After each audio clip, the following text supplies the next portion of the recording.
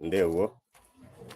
Anyị na-anụ olu ya bụ Maazị Chijioke Onyechesi.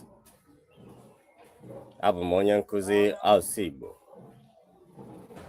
Akụziela m Igbo n'ọtụtụ ụlọ akwụkwọ dị na mpaghara Lagos. N'oge a, aka na m akụzikwa n'otu ụlọ akwụkwọ sekọndịrị dị na Lagos, ma na-akụzikwara ndị ụmụ akwụkwọ chọrọ inweta nzere NCE ha, ebe a na-azụ ndị nkụzi na College of Education nke dị na Awka, Lagos. Enwetara m nzere BA m na Igbo Education na Mahadum Lagos n'afọ 2017.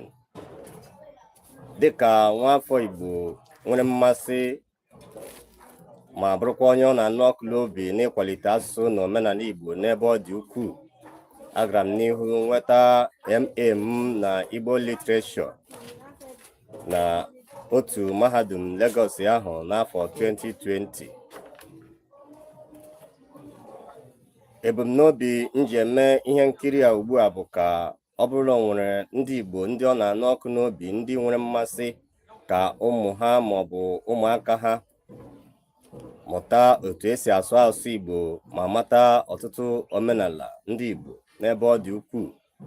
Aga m ewepụta mmụọ m maọbụ ndị nọ na mpaghara Naịjirịa maọbụ ndị nọ na mpaghara mba ofesi dị iche iche chọrọ ịmụ asụsụ Igbo n'ebe ọ dị ukwuu.